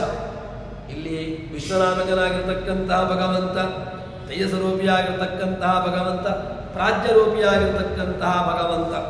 ತ್ರಿಶೂಧಾಮಸು ಯದ್ ಭೋಜ್ಯಂ ಯಶ್ಚ ಪ್ರಕೀರ್ತಿತಃ, ಈ ಮೂರು ಸ್ಥಾನಗಳಲ್ಲಿರ್ತಕ್ಕಂತಹದ್ದು ಯಾವುದನ್ನು ತಿನ್ನಲಿಕ್ಕೆ ಯೋಗ್ಯವಾಗಿರ್ತಕ್ಕಂತಹದ್ದನ್ನು ಅದನ್ನು ಏನು ಮಾಡ್ತಾನೆ ಅಂತ ಕೇಳಿದರೆ, ವಿಶ್ವಾದಿ ರೂಪಗಳನ್ನು ಅವನು ವಿಷಯ ಪದಾರ್ಥಗಳನ್ನು ತಾನು ಭೋಗಿಸಿದ್ರೂ ಕೂಡ ಅವನಿಗೆ ವಿಶ್ವಾದಿ ಭಗವದ್ ರೂಪಗಳನ್ನು ತಿಳ್ಕೊಂಡಿರತಕ್ಕಂತಹ ಜ್ಞಾನಿ ಅವನು ಎಲ್ಲ ಅನುಗ್ರಹವನ್ನು ಪಡ್ಕೊಂಡಿದ್ದಾನೆ ತಿಳ್ಕೊಳ್ಳುವ, ಅವನಿಗೆಲ್ಲ ಆಗಿದೆ, ಗೊತ್ತೇ ಅನುಗ್ರಹ ಆಗಿದೆ. ಮತ್ತೆ ಪುನಃ ಅವನು ಭೋಗಿಸ್ತಾನ ಅಂತ ಕೇಳಿದ್ರೆ ಆ ಭೋಗ, ಅದಕ್ಕೆ ಹೇಳ್ತಾರೆ ಆ ಭಗವದ್ ರೂಪಗಳನ್ನು ಜ್ಞಾನಿ ವಿಷಯ ಪದಾರ್ಥಗಳಲ್ಲಿ ಭೋಗಿಸಿದ್ರೂ ಕೂಡ ಆ ಭೋಗಯುಕ್ತವಾಗಿರ್ತಕ್ಕಂತಹ ಉಚ್ಚತ್ವ, ನೀಚತ್ವ, ವಿಕಾರ ಯಾವುದೂ ಕೂಡ ಏನೂ ಆಗುವುದಿಲ್ಲ. ಅದರಿಂದಾಗಿ ಆಗತಕ್ಕಂತಹದ್ದು ಏನೂ ಇಲ್ಲ. ಅವನು ಯಾಕೆ ಆ ವೃತ್ತಿಕ್ರಾಸಾದಿಗಳನ್ನು ಭಗವಂತನಿಗೆ ಇಲ್ಲ ಅಂತ ಹೇಳಿದ ಮೇಲೆ, ಆ ಭಗವಂತನಿಗೆ ವೃತ್ತಿಯಾಗಲಿ ಕ್ರಾಸವಾಗಲಿ ಇಲ್ಲ ಅಂತ ಹೇಳಿದ ಮೇಲೆ ಈ ವ್ಯವಸ್ಥೆಯಿಂದಾಗಿ, ಅಂದರೆ ಅವನಿಗೆ ಪ್ರವಿಭಕ್ತ ಮುಖು ಸೃಷ್ಟಿಕರ್ತ ಎಂಬುದಾಗಿ ಈ ವ್ಯವಸ್ಥೆ ಅದು ಬೇಕಾಗಿಲ್ಲ. ಅದಕ್ಕೋಸ್ಕರವಾಗಿ ಇಲ್ಲಿ ಏನು ವಿಷಯವನ್ನು ಹೇಳ್ತಾರೆ, ಹೇಳಿಕೊಂಡಿದ್ದಾರೆ ಅಂತ ಕೇಳಿದ್ರೆ, ವಯಂ ಯಸ್ತು ಸಭುಂಜಾನ ಲಿಪ್ಯತೆ, ಅಷ್ಟೇ. ಇದು ಏನು ಅರ್ಥವನ್ನು ಮಾಡಬೇಕು, ಜ್ಞಾನಿಗಾಗುವಾಗ ಅವನು ವಿಷಯ ಪದಾರ್ಥಗಳನ್ನು ತಾನು ಭೋಗ ಮಾಡಿದ್ರೂ ಕೂಡ ಅವನಿಗೆ ಆ ಉಚ್ಚತ್ವ ನೀಚತ್ವಾದಿಗಳು ಅವನಿಗೆ ಏನೂ ಬಾಧಕ ಅಂತ ಅನಿಸಿಕೊಳ್ಳೋದಿಲ್ಲ. ತಾನು ನೀಚನಾದೆ ಅಥವಾ ಇನ್ಯಾರು ಉಚ್ಚನಾದರು ಈ ರೀತಿಯಾಗಿರ್ತಕ್ಕಂತಹ ವ್ಯವಸ್ಥೆ ಅವನನ್ನು ಏನೂ ಬಾಧಿಸುವುದಿಲ್ಲ ಎಂಬುದಾಗಿ ಉತ್ತರವನ್ನು ಉಪನಿಷತ್ಕಾರರು ಕೊಡ್ತಾರೆ. ತದನಂತರದಲ್ಲಿ ಮುಂದಕ್ಕೆ ಸೃಷ್ಟಿಯ ಸ್ವರೂಪವನ್ನು ಹೇಳ್ತಾ ಬರ್ತಾರೆ. ಭಗವಂತನ ಸೃಷ್ಟಿ ಅದು ಯಾವ ರೀತಿಯಾಗಿರ್ತಕ್ಕಂತಹದ್ದು ಅಂತ ಕೇಳಿದ್ರೆ, ಪ್ರಭವ ಸರ್ವಭೂತಾನ ಸುತಾಮಿತಿ ವಿನಿಶ್ಚಯ ಸರ್ವಂ ಜನಯತಿ ಪ್ರಾಣ ಚೇತೋಂಶೋನ್ ಪುರುಷ ಪೃಥಕ್. ಭಗವಂತ ವಿಶ್ವಾದಿ 4 ರೂಪಗಳುಳ್ಳಂತಹ ಆ ಎಲ್ಲ ವಸ್ತುಗಳನ್ನು ಸೃಷ್ಟಿಕರ್ತ ಎಂಬುದಾಗಿ ಹೇಳ್ತಾರೆ. ಯಾಕೆ? ಜಗತ್ತಿನಲ್ಲಿ ಯಾವುದೆಲ್ಲ ಪದಾರ್ಥಗಳಿದೆಯೋ ಅದು ಯಾವುದೂ ಕೂಡ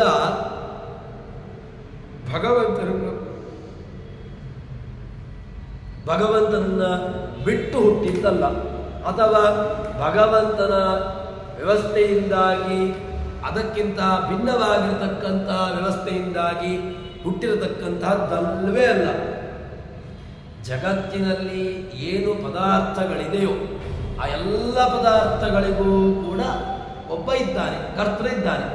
ಕರ್ತೃತ್ವ ನಿಶ್ಚಯವಾಗಿ ಉಂಟು. ಯಾಕೆ ಅಂತ ಕೇಳಿದ್ರೆ, ಇದನ್ನು ಕರ್ತೃ ಇಲ್ಲ ಅಂತಾದರೆ ಕರ್ತೃರಹಿತವಾಗಿರತಕ್ಕಂತಹ ಕರ್ಮ ಅದು ಹೇಳಲಿಕ್ಕೆ ಆಗೋದಿಲ್ಲ. ಅದಕ್ಕೋಸ್ಕರವಾಗಿ ಕರ್ತೃ ಸಹಿತವಾಗಿರತಕ್ಕಂತಹದ್ದೇ ಎಲ್ಲ ಕರ್ಮಗಳು ಅಂತ ಉತ್ತರವನ್ನು ಕೊಡ್ತಾರೆ.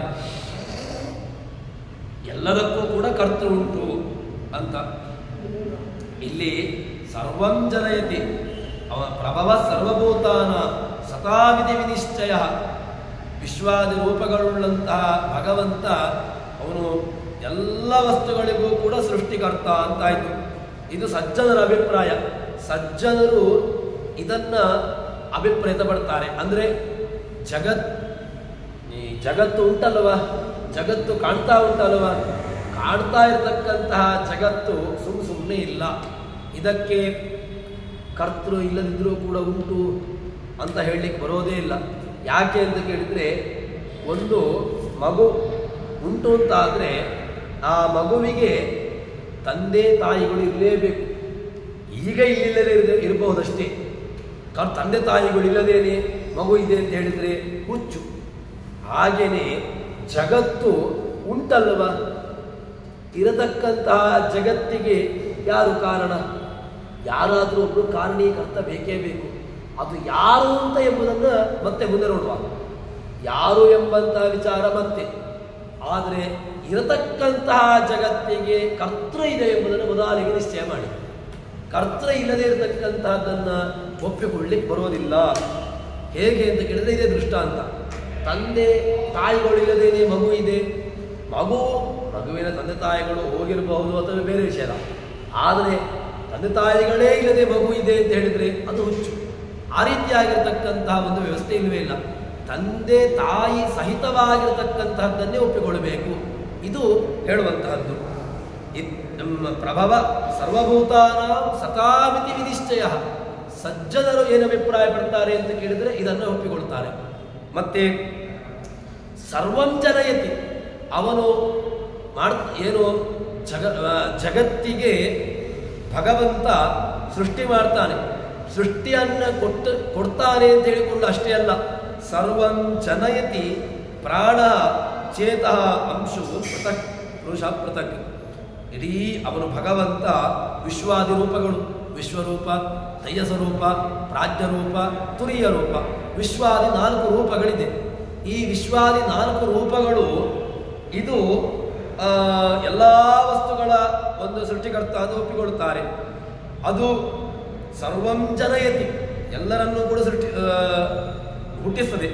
ಮತ್ತೆ ಪ್ರಾಣ ಚೇತ ಅಂಶವನ್ನು ಅದು ಚೇಷ್ಟಾದಾಯಕ,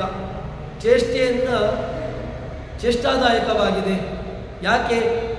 ಚೇಷ್ಟಾಪ್ರದ ರೂಪನೇ ಪ್ರಾಣ. ಒಂದು ಪ್ರಾಣದೇವರಿಲ್ಲ ಅಂತಾದರೆ ಚೇಷ್ಟೆ ಇಲ್ಲ ಅಂತ ಆಗಿಬಿಡ್ತದೆ. ಚೇಷ್ಟಾದಿಗಳು ಉಂಟಲ್ವ? ಇರತಕ್ಕಂತಹ ಚೇಷ್ಟಾದಿಗಳನ್ನು ಕೊಡತಕ್ಕಂಥವನು ಯಾರು? ಅಣಚೇಷ್ಟಾಯಾಮ್ ಪ್ರಾಣ ಅಣಯತಿ. ನಮ್ಮನ್ನ ನಮಗೆ ಚೇಷ್ಟೆ ಬರುವಂತೆ ಮಾಡ್ತಾರೆ. ನಮ್ಮಲ್ಲಿ ಚೇಷ್ಟೆಗಳನ್ನು ಕೊಡತಕ್ಕಂಥವನು ಒಬ್ಬನು ಭಗವಂತ. ಎರಡನೇದರಲ್ಲಿ ಆಗುವಾಗ ಅದು ಪ್ರಾಣದೇವರು. ಸರ್ವಂ ಜನಯತಿ ಪ್ರಾಣ ಚೇತಃ ಅಂಶೋನ್ ಪುರುಷ ಪೃಥಕ್. ಅವನು ಎಲ್ಲ ಚೇಷ್ಟೆಗಳನ್ನು ಕೊಟ್ಟು ಮತ್ತೆ ಎಲ್ಲವನ್ನೂ ಕೂಡ ಸೃಷ್ಟಿ ಮಾಡ್ತಾನೆ. ಅವನು ಎಂಥವನು ಅಂತ ಕೇಳಿದರೆ ತನ್ನ ಜ್ಞಾನ ಎಂಬಂತಹ ಕಿರಣ, ಭಗವಂತನಲ್ಲಿ ಜ್ಞಾನ ಎಂಬಂತಹ ಒಂದು ಕಿರಣ, ಆ ಕಿರಣ ಅದೇನು ಮಾಡ್ತದೆ ಅಂತ ಕೇಳಿದ್ರೆ ಅಂಶವನ್ನು ತನ್ನ ಆ ಕಿರಣಗಳಿಂದಾಗಿ ಜೀವ, ದೇವ, ದಾನವ, ಮನುಷ್ಯ ಈ ರೀತಿಯಾಗಿರತಕ್ಕಂತಹ ಒಂದು ವ್ಯವಸ್ಥೆ. ಪುರುಷರು ಇದ್ದಾರೆ, ಪ್ರಾಣಿಗಳು ಇದ್ದಾರೆ, ದೇವತೆಗಳು, ದಾನವರು, ಗಂಧರ್ವರು, ಹೀಗೆ ಬೇರೆ ಬೇರೆ ವ್ಯವಸ್ಥೆಗಳಿರ್ಬೋದು. ಎಲ್ಲ ವ್ಯವಸ್ಥೆಗಳು ಯಾರಿಂದ ಹುಟ್ಟಿದ್ದು ಅಂತ ಕೇಳಿದ್ರೆ ಇದ್ದಕ್ಕಿದ್ದಾಗೆ ಆಯಿತು ಇಲ್ಲ, ಹಾಗೊಂದು ವ್ಯವಸ್ಥೆ ಇಲ್ಲ. ಇದ್ದಕ್ಕಿದ್ದಾಗೆ ಆಗಲಿಕ್ಕೆ ಆ ವ್ಯವಸ್ಥೆಯನ್ನು ಒಪ್ಪಿಕೊಳ್ಳಿಕ್ಕೆ ಬರೋದಿಲ್ಲ. ಯಾರು ಇಲ್ಲದೇನೆ ಹುಟ್ಟಿಕೊಂಡಿತು ಅಂತ ಹೇಳಿದರೆ ಆಗೋದಿಲ್ಲ. ಈ ಭಗವಂತ ಅಲ್ಲಿ ಏನು ಮಾಡ್ತಾನೆ ಅಂತ ಕೇಳಿದರೆ ಸರ್ವಂ ಜನಯತಿ ಪ್ರಾಣ ಚೇತಃ ಅಂಶೋನ್ನು ಪುರುಷ ಪೃಥಕ್. ಎಲ್ಲರನ್ನೂ ಕೂಡ ಪೃಥಕ್ ದೇವ, ದಾನವ, ಮನುಷ್ಯ ಮತ್ತೆ ಜೀವಾತ್ಮ ಈ ರೀತಿಯಾಗಿರತಕ್ಕಂಥ ಬೇರೆ ಬೇರೆ ಕೆಟಗರಿಗಳನ್ನು ವ್ಯವಸ್ಥೆ ಮಾಡ್ತಾನೆ. ಹೇಳ್ತಾರೆ ಪ್ರಭವ ಸರ್ವಭಾವಾನ ವಿತುರೇವನ ಸಂಶಯ ಇತ್ತಂ ಸತಾಂ ನಿಶ್ಚಯ ಸ್ಯಾತ್ ಅನ್ಯಥಾ ತು ಭವೇತ್ ಸರ್ವಸ್ಯ ಪ್ರಣಯದತ್ವಾತ್ ಪ್ರಾಣೋ ನಾರಾಯಣ ಪರಃ. ಪ್ರಾಣ ಪ್ರಾಣ ಪ್ರಾಣ ಅಂತ ಕರಿತೇವೆ. ಪ್ರಣಯನಾತ್ ಪ್ರಾಣ, ಪ್ರಣಯನಾತ್ ಪ್ರಾಣ. ಏನು ಪ್ರಣಯನಾತ್?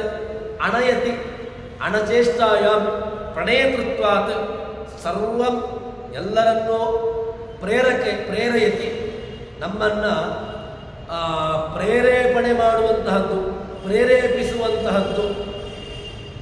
ದೇಹದಲ್ಲಿ ಪ್ರಾಣ ಇಲ್ಲ ಅಂತಂದರೆ ಪ್ರೇರೇಪಣೆ ಯಾರ್ದೂ ಇಲ್ಲ. ಯಾಕೆ? ಪ್ರೇರಣೆ ಇರಬೇಕು ಅಂತ ಅಂದರೆ ದೇಹದಲ್ಲಿ ಒಂದು ಶಕ್ತಿ ಬೇಕು. ದೇಹದಲ್ಲಿ ಶಕ್ತಿ ಯಾರ್ದು ಅಂತ ಕೇಳಿದ್ರೆ ಅದು ಪ್ರಾಣ. ಪ್ರಾಣನೇ ಇಲ್ಲ ಅಂತ ಅಂದರೆ ಯಾರನ್ನ ಪ್ರೇರೇಪಿಸುವಂತಹದ್ದು? ಜೀವನನ್ನಾಗಲಿ ಒಂದು ಪ್ರೇರಕನ ಮಾಡತಕ್ಕಂಥ ಒಂದು ಸಾಮರ್ಥ್ಯ ಬೇಕಲ್ವ, ಯಾರಿಗೆ ಹೇಳ್ತೀರಿ? ಅದಕ್ಕೋಸ್ಕರವಾಗಿ ಆ ಪ್ರೇರಕವಾಗಿರ್ತಕ್ಕಂಥ ಶಕ್ತಿಯನ್ನೇ ನಾವು ಹೇಳಿದ್ದು. ಇತ್ತಂ ಪ್ರಭವ ಸರ್ವಭಾವಾನ, ಎಲ್ಲ ಜಗತ್ತಿನಲ್ಲಿ ಹುಟ್ಟಿರತಕ್ಕಂತಹ ಪದಾರ್ಥಗಳಿಗೆ ಸೃಷ್ಟಿಕರ್ತೃ ಯಾರು? ಭಗವಂತ. ಇತ್ತಂ ಸತಾಂ ನಿಶ್ಚಯ, ಇದು ಸಜ್ಜನರು ಒಪ್ಪಿಕೊಂಡಿರತಕ್ಕಂಥದ್ದಪ್ಪ. ಎಲ್ಲರೂ ಒಪ್ಪಿಕೊಳ್ಳಬೇಕು ಅಂತಿಲ್ಲ, ನಾನು ಒಪ್ಪಿಕೊಳ್ಳೋದಿಲ್ಲ ದೇವರು ಸೃಷ್ಟಿಕರ್ತ ಅಂತ, ಯಾರ್ಯಾರೋ ಸೃಷ್ಟಿ ಮಾಡಿದ್ರು ಅಂತ ನಾನು ಹೇಳ್ತೇನೆ. ಇದು ನಿನಗೆ ಹೇಳಿದ್ದಲ್ಲ, ಸಜ್ಜನರು ಅಂತ ಯಾರಿದ್ದಾರೆ ಅವರಿಗೆ ಹೇಳಿದ್ದು. ದೇವರು ಸೃಷ್ಟಿಯೇ ಮಾಡಿಲ್ಲ ಅಂತ ಹೇಳಿದ್ರೆ ಒಪ್ಪಿಕೊಳ್ಳಬೇಡ. ಯಾರು ಒಪ್ಪಿಕೊಳ್ಳಬೇಕು ಅಂತ ಕೇಳಿದ್ರೆ, ಜಗತ್ತನ್ನ ಒಪ್ಪಿಕೊಂಡು ಈ ಜಗತ್ತನ್ನ ಒಪ್ಪಿಕೊಳ್ಳತಕ್ಕಂತಹ ಸಜ್ಜನರು ಯಾರಿದ್ದಾರೆ ಅವರು ಒಪ್ಪಿಕೊಳ್ಳಬೇಕಾದಂತಹದ್ದು. ಇದು ಸಜ್ಜನರು ನಿರ್ಣಯ ಮಾಡಿರ್ತಕ್ಕಂಥದ್ದಪ್ಪ, ಯಾರ್ಯಾರೋ ನಿರ್ಣಯ ಮಾಡಿದ್ದಲ್ಲ. ಇದನ್ನ ಸತಾಂ ನಿಶ್ಚಯ ಸ್ಯಾತ್ ಅನ್ಯಥಾ ಸತಾಂ ಭವೇತ್. ಇದಕ್ಕೆ ವಿರುದ್ಧ ಸುಳ್ಳು, ಯಾರೂ ಇದಕ್ಕೆ ಪ್ರೇರಕ ಇಲ್ಲ, ನಾನೇ ಪ್ರೇರಕ, ನಾನೇ ಎಲ್ಲವನ್ನೂ ಮಾಡ್ತೇನೆ, ನನ್ನಿಂದಾಗಿ ಎಲ್ಲವೂ ಆಗ್ತಾ ಉಂಟು, ಜಗತ್ತೇ ಇಲ್ಲ, ಅಥವಾ ಜಗತ್ತಿಗೆ ಯಾರೋ ಒಬ್ಬ ಪ್ರೇರಕನಾಗಿರ್ತಕ್ಕಂಥವರು ಬೇಡ, ಹುಚ್ಚು, ಈ ರೀತಿಯಾಗಿರ್ತಕ್ಕಂತಹ ವಿವರಣೆಗಳನ್ನು ಹೇಳಲಿಕ್ಕೆ ಬರೋದೇ ಇಲ್ಲ. ಯಾಕೆ? ಒಂದು ಜಡವಾಗಿರತಕ್ಕಂತಹ ವಸ್ತು ಅದು ತಿರುಗ ನಮ್ಮ ಜಗತ್ತಿನಲ್ಲೇ ನಾವು ನೋಡ್ತೇವೆ. ಯಾವುದೋ ಒಂದು ಯಂತ್ರ ಕಾರ್ಯವನ್ನು ಮಾಡಬೇಕು ಅಂತಾದರೆ ವಿದ್ಯುತ್ತಿನ ಬಲ್ಬು ಅಥವಾ ಒಂದು ಆ ವ್ಯವಸ್ಥೆ ಅದು ಬೆಳಗಬೇಕು ಅಂತಾದರೆ ಅದಕ್ಕೆ ಏನೋ ಒಂದು ಶಕ್ತಿ ಬೇಕು.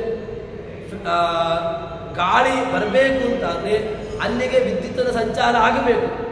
ಅದೇ ರೀತಿಯಾಗಿ ಜಡವಾಗಿರತಕ್ಕಂಥ ವ್ಯವಸ್ಥೆಯಲ್ಲಿಯೇ ಇಷ್ಟು ಉಂಟು ಅಂತಾದ್ಮೇಲೆ ಇಡೀ ಜಗತ್ತನ್ನ ನಿಯಮನ ಮಾಡಿ ಜಗತ್ತಿಗೆ ಪ್ರೇರೇಪಣೆಯನ್ನ ಮಾಡತಕ್ಕಂಥವನಿಗೆ ಯಾರೂ ಇಲ್ಲ ಅಂತ ಹೇಳಿದ್ರೆ ಎಂತ ಹೇಳುವಂಥದ್ದು? ಹುಚ್ಚು. ಅದಕ್ಕೋಸ್ಕರವಾಗಿ ಒಬ್ಬ ಪ್ರೇರಕನಾಗಿರ್ತಕ್ಕಂಥವನನ್ನು ಒಪ್ಪಿಕೊಳ್ಳಲೇಬೇಕು. ಪ್ರೇರಕನೊಬ್ಬ ಇದ್ದಾನೆ ಅಂತ ಒಪ್ಪಿಕೊಳ್ಳಬೇಕು. ಸರ್ವಸ್ಯ ಪ್ರಣೇತೃತ್ವಾತ್ ಪ್ರಾಣೋ ನಾರಾಯಣ ಪರಃ, ನಾರಾಯಣ ಪರಃ, ಅವನನ್ನೇ ಹೇಳ್ತಾರೆ. ಮತ್ತೆ ವಿಭೂತಿಂ ಪ್ರಸವಂ ತನ್ಯೇ ಮನ್ಯಂತೆ ದೃಷ್ಟಿಚಿಂತಕಾ ಸ್ವಪ್ನಮಾಯಾಸ ರೂಪೇತಿ ಸೃಷ್ಟಿರನ್ಯೇರ್ವಿಕಲ್ಪಿತ.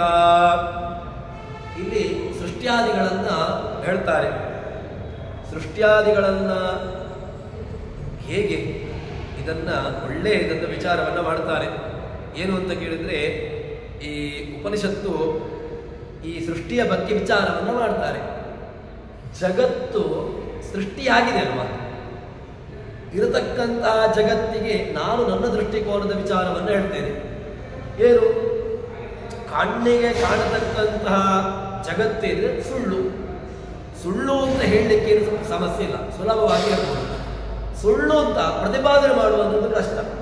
ಸುಳ್ಳು ಅಂತ ಪ್ರತಿಪಾದನೆ ಮಾಡಬೇಕು. ಅದಕ್ಕೆ ಏನು ಹೇಳ್ತಾರೆ ಅಂತ ಕೇಳಿದ್ರೆ, ಕಣ್ಣಿಗೆ ಕಾಣತಕ್ಕಂತಹ ಜಗತ್ತನ್ನು ಸುಳ್ಳು ಅಂತ ಹೇಳಿಬಿಡ್ತಾರೆ. ಅವರಿಗೆ ಅನುಮಾನದಿಂದಾಗಿ ಸಾಧನೆ ಮಾಡ್ತಾರೆ. ವಿಶ್ವಂ ಮಿಥ್ಯಾ ಜಡತ್ವ ಪರಿಚ್ಛಿನ್ನತ್ವ, ವಿಶ್ವಂ ಮಿಥ್ಯಾ ದೃಶ್ಯತ್ವಾತ್, ವಿಶ್ವಂ ಮಿಥ್ಯಾ ಜಡತ್ವಾತ್, ವಿಶ್ವಂ ಮಿಥ್ಯಾ ಪರಿಚ್ಛಿನ್ನತ್ವಾತ್ ಅಂತ ಇದೊಂದು ಅನುಮಾನ. 3 ಅನುಮಾನಗಳನ್ನು ಹೇಳ್ತಾರೆ. ಜಡತ್ವ, ಪರಿಚ್ಛಿನ್ನತ್ವ, ದೃಶ್ಯತ್ವ. ಜಗತ್ತು ಕಾಣ್ತಾ ಇದೆ, ಸುಳ್ಳು. ಯಾರಾದರೂ ಕೂಡ ಇದನ್ನು ಹೀಗೊಂದು ಹೇಳ್ತಾರೆ. ಕಾಣ್ತಾ ಇರತಕ್ಕಂತಹ ಜಗತ್ತನ್ನು ಸುಳ್ಳು ಅಂತ ಹೇಳ್ತಾರೆ ಕೆಲವರು. ಆದರೆ ಅದಿರಲಿ, ಅದು ದೊಡ್ಡ ವಿಚಾರ. ಇಲ್ಲಿ ಈಗ ಏನು ಅದರಲ್ಲಿರ್ತಕ್ಕಂತಹ ಬೇರೆ ಬೇರೆ ಮಜಲುಗಳನ್ನು ಇಲ್ಲಿ ಹೇಳಿಕೊಂಡದ್ದಷ್ಟೇ. ವಿಭೂತಿಂ ಪ್ರಸವಂತು ಅನ್ಯೇ ಮನ್ಯಂತೆ ದೃಷ್ಟಿಚಿಂತಕಾಹ ಅಂತ ಈ ಸೃಷ್ಟಿಯ ಬಗ್ಗೆ ವಿಚಾರವನ್ನು ಮಾಡ್ತಾರೆ ಅಂತ ಕೆಲವರು. ಅವ್ರು ಏನು ಮಾಡ್ತಾರೆ ಅಂತ ಕೇಳಿದ್ರೆ, ಈ ಬ್ರಹ್ಮ ಜೀವ ಜಡಾತ್ಮಕವಾಗಿರ್ತಕ್ಕಂತಹ ಪ್ರಪಂಚ ಅದೇ ಸೃಷ್ಟಿ. ಬ್ರಹ್ಮನೇ ಇದ್ದ, ಬ್ರಹ್ಮ ಇದ್ದಲ್ವ, ಇದ್ದಕ್ಕಿದ್ದಾಗ ಏನಾಯಿತು ಅಂತ ಕೇಳಿದ್ರೆ ಬ್ರಹ್ಮನೇ ಈ ಜಗತ್ತಾಗಿ ಸೃಷ್ಟಿಯಾದಂತೆ. ಇದೊಂದು ವಾದ. ಬ್ರಹ್ಮ ಅವನೇ ಜಗತ್ತಾಗಿ ಪರಿಣಾಮ ಹೊಂದಿದ ಅಂತ ಒಂದು ವಾದವನ್ನು ಹೇಳ್ತಾರೆ. ಅಂದರೆ ಇದು ಪರಿಣಾಮವಾದ. ಇಲ್ಲಿ ಬ್ರಹ್ಮನಿಗಿಂತ ಭಿನ್ನವಾಗಿರ್ತಕ್ಕಂಥ ಒಂದು ವ್ಯವಸ್ಥೆ ಇಲ್ಲ. ಜಗತ್ತು ಏನಿತ್ತು ಅಂತ ಕೇಳಿದ್ರೆ ಬ್ರಹ್ಮನೇ ಜಗತ್ತಾಗಿ ಪರಿಣಾಮ ಹೊಂದಿ ಬಿಟ್ಟ. ಆಯ್ತು, ಮುಗೀತು. ಬ್ರಹ್ಮ ಇಲ್ವೇ ಇಲ್ಲ. ಬ್ರಹ್ಮನನ್ನು ಕೊಂಡೋಗಿ ಜಗತ್ತೆ ಮಾಡಿಬಿಟ್ರು. ಇದೊಂದು ರೀತಿಯಾಗಿ ಹೇಳ್ತಾರೆ. ಇನ್ನು ಕೆಲವರು ಏನು ಅಂತ ಕೇಳಿದ್ರೆ ಸ್ವಪ್ನ ಪದಾರ್ಥ ಅಂತ. ಹೇಗೆ ಕನಸಿನಲ್ಲಿ ಸ್ವಪ್ನ ಪದಾರ್ಥಗಳು ಹೇಗೋ ಹಾಗೆ ಅಂತ ಕೆಲವರದ್ದು ವಾದ. ಏನು ಸ್ವಪ್ನದಲ್ಲಿ ಕಂಡಿರತಕ್ಕಂತಹ ಪದಾರ್ಥಗಳು? ಸ್ವಪ್ನದಲ್ಲಿ ಏನೇನೋ ಕಾಣ್ತೇವೆ ನಾವು. ಸ್ವಪ್ನದಲ್ಲಿ ನಾನು ಆಗಲೇ ಹೇಳಿದಾಗೆ ಸ್ವಪ್ನದಲ್ಲಿ ಒಂದು ರೀತಿಯಾಗಿರ್ತಕ್ಕಂತಹ ಮಿಥ್ಯಾಭೂತ, ಸ್ವಪ್ನದಲ್ಲಿ ಮಿಥ್ಯಾಭೂತವಾಗಿರ್ತಕ್ಕಂಥ ವಿಚಾರಗಳನ್ನು ನಾವು ಬೇಕಾದಷ್ಟು ನೋಡ್ತೇವೆ. ಏನು ತನಗೆ ಅಷ್ಟು ಸಂಪತ್ತಿಲ್ಲದಿದ್ದರೂ ಕೂಡ ತುಂಬ ಸಂಪತ್ತು ಅಥವಾ ಧನಿಕ, ಈ ರೀತಿಯಾಗಿರ್ತಕ್ಕಂಥ ಸ್ವಪ್ನ ಪದಾರ್ಥವನ್ನು ಹೇಗೋ ಆ ರೀತಿಯಾಗಿ ಕೆಲವರು ಜಗತ್ತನ್ನು ಹೇಳ್ತಾರೆ. ತನ್ನ ಜಗತ್ತನ್ನು ವಿಚಾರ ಮಾಡತಕ್ಕಂಥ ವಿಚಾರವೇ ಬೇರೆ ಬೇರೆ ವಿಚಾರಗಳು. ಜಗತ್ತನ್ನು ಬೇರೆ ಬೇರೆ ರೀತಿಯಲ್ಲಿ ಅದನ್ನು ಇಂಟರ್ಪ್ರೆಟ್ ಮಾಡ್ತಾರೆ, ಹೇಳುವಂತಹ ವಿಚಾರಗಳನ್ನು ಹೇಳ್ತಾರೆ. ಪ್ರಪಂಚದ ದೃಷ್ಟಿ ಕೆಲವರು ಸ್ವಪ್ನ ಪದಾರ್ಥ ಅಂತ ಹೇಳ್ತಾರೆ. ಇನ್ನು ಕೆಲವರದಿದೆ. ಅದು ಏನು ಅಂತ ಕೇಳಿದ್ರೆ ಮಾಯಾ ನಿರ್ಮಿತ ವಸ್ತು ಮಿಥ್ಯಾ. ಹೇಗೆ ಮಾಯಾಕಲ್ಪಿತ ಜಗತ್ತು ಸುಳ್ಳು, ಮಾಯಾಕಲ್ಪಿತ, ನಿಮ್ಮ ಅಜ್ಞಾನದಿಂದಾಗಿ ಕಲ್ಪಿಸಲ್ಪಟ್ಟಿರತಕ್ಕಂಥದ್ದು ಜಗತ್ತು. ಜಗತ್ತು ವಾಸ್ತವಿಕವಾಗಿ ಇಲ್ಲವೇ ಇಲ್ಲ. ನಾನಿಲ್ಲ, ನೀವಿಲ್ಲ, ಅವನಿಲ್ಲ, ಯಾರೂ ಇಲ್ಲ. ಜಗತ್ತು ಇಲ್ಲ, ಮುಗೀತಲ್ಲಿಗೆ. ಇದೊಂದು ವ್ಯವಸ್ಥೆ. ಈ ವ್ಯವಸ್ಥೆಯನ್ನು ಕೆಲವರು ಒಪ್ಪಿಕೊಳ್ತಾರಂತೆ. ಇದನ್ನು ಪೂರ್ತಿ ನಿರಾಕರಣೆ ಮಾಡ್ತಾರೆ. ಇದಕ್ಕೆ ಒಳ್ಳೆಯ ಬ್ರಹ್ಮಸೂತ್ರ ಭಾಷ್ಯದಲ್ಲಿ ಒಳ್ಳೆಯ ವಿಚಾರಗಳನ್ನು ಇಲ್ಲಿ ಹೇಳ್ತಾ ಬರ್ತಾರೆ. ತುಂಬ ವಿಸ್ತಾರವಾಗಿ ಏನು ಅವರಿಗೆ ಹೇಳಬೇಕು ಆ ಎಲ್ಲ ವಿಚಾರಗಳನ್ನು ಕೂಡ ಇದಕ್ಕೆ ಪರಿಣಾಮವಾದಕ್ಕೂ ನಿರಾಕರಣೆ ಮಾಡ್ತಾರೆ. ಇನ್ನು ಸ್ವಪ್ನ ಪದಾರ್ಥಗಳಂತೆ ಅಂತ ಹೇಳಿಕೊಂಡು ಏನು ವ್ಯವಸ್ಥೆ ಮಾಡ್ತಾರೆ ಅದಕ್ಕೂ ನಿರಾಕರಣೆ ಮಾಡ್ತಾರೆ. ಇನ್ನಂತೂ ಮಾಯಾ ನಿರ್ಮಿತ ವಸ್ತು ಅಂತ ಹೇಳಿಕೊಂಡು ಮ್ಯಾಜಿಕಲ್ ಸೃಷ್ಟಿ, ಭಗವಂತನ ಸೃಷ್ಟಿ ಏನಿದೆ ಇದು ಮ್ಯಾಜಿಕಲ್, ಇದಕ್ಕೆ ವಾಸ್ತವಿಕವಾಗಿ ಇಲ್ಲ ಜಗತ್ತು, ವಾಸ್ತವಿಕವಾಗಿ ಜಗತ್ತಿಲ್ಲ, ಸುಳ್ಳು. ಏನು ಜಗತ್ತು ಕಾಣ್ತಾ ಉಂಟಲ್ವ, ಕಾಣತಕ್ಕಂತಹ ಜಗತ್ತು ಸುಳ್ಳು ಅಂತ ಒಂದು ವಾದವನ್ನು ಹೇಳ್ತಾರೆ. ಈ ವಾದಕ್ಕೆ ಒಳ್ಳೆಯ ದೊಡ್ಡ ವ್ಯವಸ್ಥೆಯನ್ನು ಖಂಡನೆ ಮಾಡ್ತಾರೆ. ಅದೇ ಅನುಮಾನವನ್ನ ಅವರು ಸಾಧನೆ ಮಾಡುವಂತಹ ವಿಚಾರ ಹೇಗೆ ಅಂತ ಕೇಳಿದ್ರೆ ಅನುಮಾನದ ರೀತಿಯಿಂದಾಗಿ ವಿಶ್ವಮಿಥ್ಯಾ ದೃಶ್ಯತ್ವಾತ್, ವಿಶ್ವಮಿಥ್ಯಾ ಜಡತ್ವಾತ್, ವಿಶ್ವಮಿಥ್ಯಾ ಪರಿಚ್ಛಿನ್ನತ್ವಾತ್ ಅಂತ ಈ ಮೂರು ಅನುಮಾನವನ್ನು ಹಿಡಿದುಕೊಂಡು ಅವರ ವಾದ ಹೊರಟದ್ದು. ಜಗತ್ತು ಮಾಯಾ ಕಲ್ಪಿತ ಅಂತ ವಾದವನ್ನು ಮಂಡಿಸ್ಲಿಕ್ಕೆ ಹೊರಟದ್ದು. ಆ ವಾದ ಅದಕ್ಕೆ ಬುಡವೇ ಇಲ್ಲ. ಒಂದು ಬೇಸ್ಮೆಂಟ್ ಬೇಕಲ್ವಾ, ಯಾವುದಾದ್ರೂ ಒಂದು ವಾದ ಹೊರಡಬೇಕು ಅಂತಾದರೆ ಅದಕ್ಕೆ ಬೇಸ್ಮೆಂಟ್ ಗಟ್ಟಿ ಬೇಕು. ಇವರ ಬೇಸ್ಮೆಂಟೇ ಗಟ್ಟಿ ಇಲ್ಲ. ಏನಾಗಿದೆ ಅಂತ ಕೇಳಿದರೆ ಜಗತ್ತನ್ನು ಸಾಧನೆ ಮಾಡಲಿಕ್ಕೆ ಹೊರಡಬೇಕಾದಂತಹ ವಿಚಾರ, ಅಥವಾ ಜಗತ್ತನ್ನು ಸೃಷ್ಟಿ ಮಾಡಿದಂತಹ ಬ್ರಹ್ಮನನ್ನು ವಿಚಾರ ಮಾಡಲಿಕ್ಕೆ ಹೊರಟಿರತಕ್ಕಂಥ ವಿಚಾರ. ಇವರು ಹೇಳಲಿಕ್ಕೆ ಹೋಗಿ ಹೋಗಿ ಹೋಗಿ ಹೋಗಿ ಏನು ಹೇಳಿದ್ದು ಅಂತ ಕೇಳಿದ್ರೆ ಜಗತ್ತೇ ಸುಳ್ಳು ಅಂತ ಹೇಳಿಬಿಟ್ರು. ಇದನ್ನು ಖಂಡನೆ ಮಾಡಲಿಕ್ಕೆ ಮುಂದಿನ ವಿಚಾರಗಳನ್ನು ಹೇಳ್ತಾರೆ. ಇಚ್ಛಾ ಮಾತ್ರ ಪ್ರಭೋ ದೃಷ್ಟಿ ಇತಿ ದೃಷ್ಟೋ ವಿನಿಶ್ಚಿತಾ ಕಾಲಾತ್ಮಸೂತಿಂಭೂತಾನ ಮನ್ಯಂತೆ ಕಾಲಚಿಂತಕ ಅಂತ ಹೇಳಿಕೊಂಡು ಜಗತ್ತನ್ನ ಒಳ್ಳೆಯ ವಿಚಾರಗಳನ್ನು ಹೇಳ್ತಾರೆ. ಜಗತ್ತಿನ ಸೃಷ್ಟಿ ಹೇಗೆ, ಜಗತ್ತಿನ ವ್ಯವಸ್ಥೆ ಹೇಗೆ, ಭಗವಂತನ ಸಾಮರ್ಥ್ಯ ಏನು, ಇದೆಲ್ಲವನ್ನೂ ಕೂಡ ಎಳೆಯಾಗಿ ಬಿಡಿಸ್ತಾರೆ. ಇದನ್ನ ಮುಂದಿನ ಮಂತ್ರಗಳು ಹೇಳ್ತಾ ಇವೆ. ಅದನ್ನ ಮುಂದಕ್ಕೆ ಸೇರಿದಾಗ ನೋಡೋಣ ಅಂತ ಹೇಳುವಲ್ಲಿ ಹರಿಪ್ರಿಯತ ಶ್ರೀಕೃಷ್ಣಾರ್ಪಿತ ವಸ್ತು ಶ್ರವಣ ಸಂಪೂರ್ಣ ಸರ್ವದೋಷ ವಿವರ್ಜಿತ ಪ್ರೀತಾ ಪ್ರತೇಯಮಾನಂ ವಿಷ್ಣುರಮೇ ಪರಮಸ್ವರತ್ ಶ್ರೀಕೃಷ್ಣಾರ್ಪಿತ ವಸ್ತು.